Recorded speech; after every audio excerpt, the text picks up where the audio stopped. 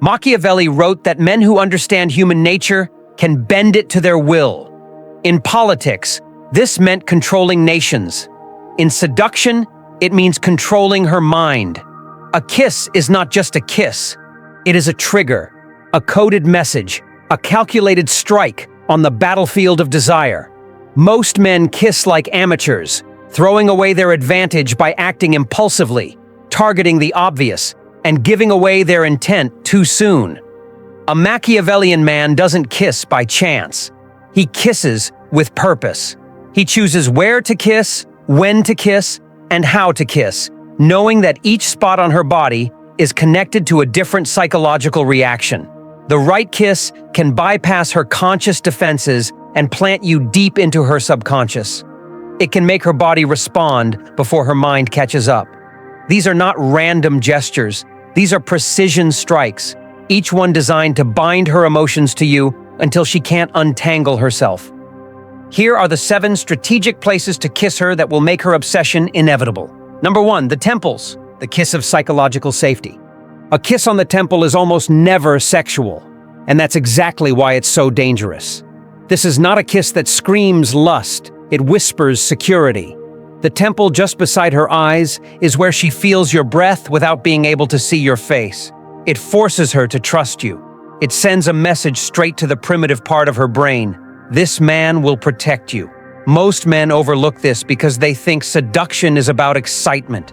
They forget that obsession often starts with safety, the feeling that she can surrender without fear. The Machiavellian man uses this rarely, saving it for moments when she's emotionally open, when she shares something vulnerable, when she's tired, when you've just protected her from something, even if it's small. That way, she comes to associate that rare, gentle kiss with a feeling of comfort she doesn't get from anyone else. Comfort becomes dependency.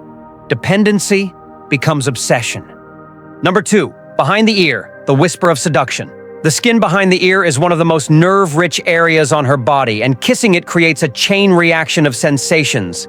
But its true power lies in how it combines intimacy with danger. This kiss is invasive. It slips into a space most people never enter. To do it, you must be close enough that she feels your breath on her neck, close enough that your voice could turn into a whisper.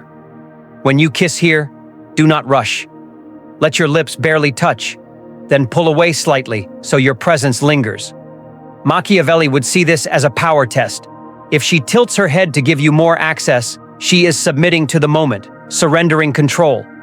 If she freezes or pulls away, she is resisting, and you now know her limits. Behind the ear is not just about arousal. It's about seeing how far she'll let you in. And once she does, you own a part of her nervous system she won't be able to reclaim. Number 3, the collarbone, the hidden signature. The collarbone is elegance and vulnerability combined. It's where her body's armor thins, and your touch feels like a signature no one else can see.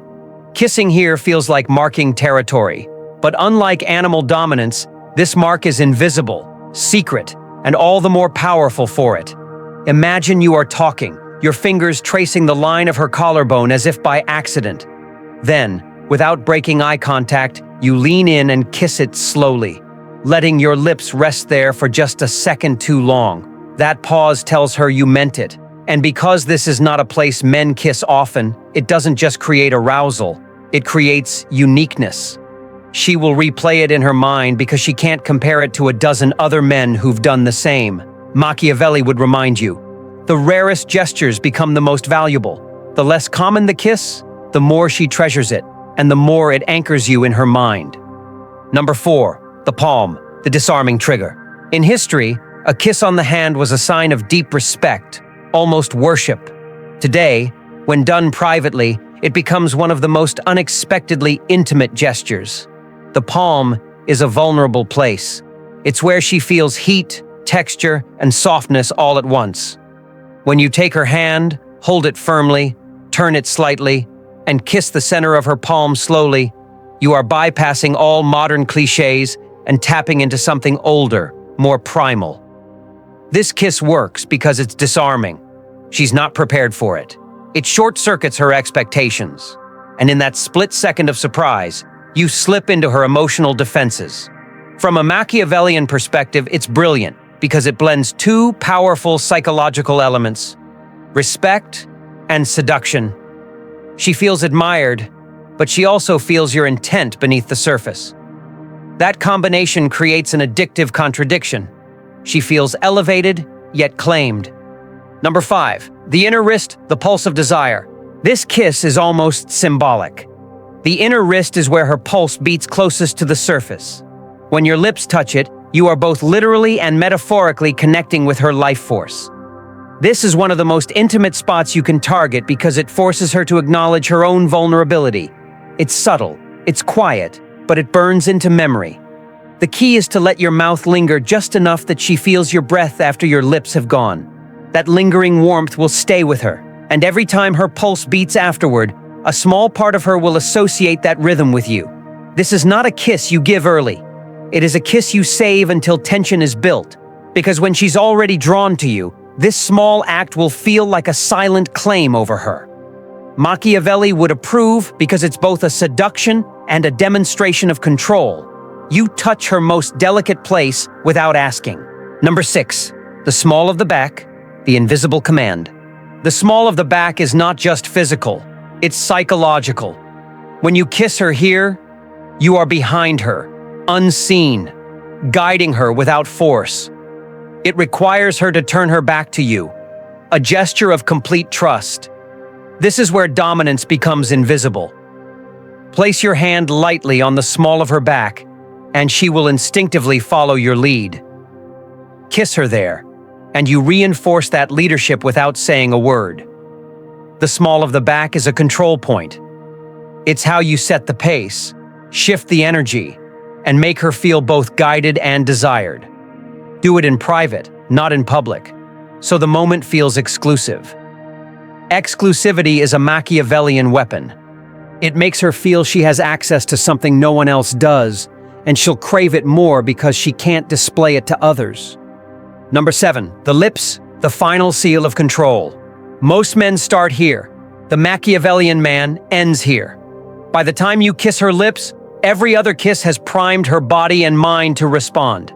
A kiss on the lips is not just an act of passion, it is the seal on the entire psychological campaign you've been building. It should feel inevitable, not random. If you've done everything right by the time your lips meet hers, she will already be leaning in before she knows she's moving. The key is restraint. Do not devour her too quickly. Let the first kiss be slow, deliberate, and charged with the weight of everything that came before. She should feel as though the entire world narrowed down to that one moment, and when it ends, she will want it again. Not because of the kiss itself, but because of the buildup you engineered. These 7 kisses are not random acts of affection. They are tools in a larger strategy. Machiavelli taught that power lies in timing, restraint, and control of perception. A kiss can be just a kiss to an ordinary man, but to a strategist, it is a weapon. The goal is not to make her enjoy the moment. The goal is to make her remember it, replay it, and crave it when you are gone. Every place you kiss becomes a mental hook. The more hooks you set, the more impossible it becomes for her to remove you from her mind. This is not about chasing her. It is about making her chase you, because you've made your presence feel like oxygen.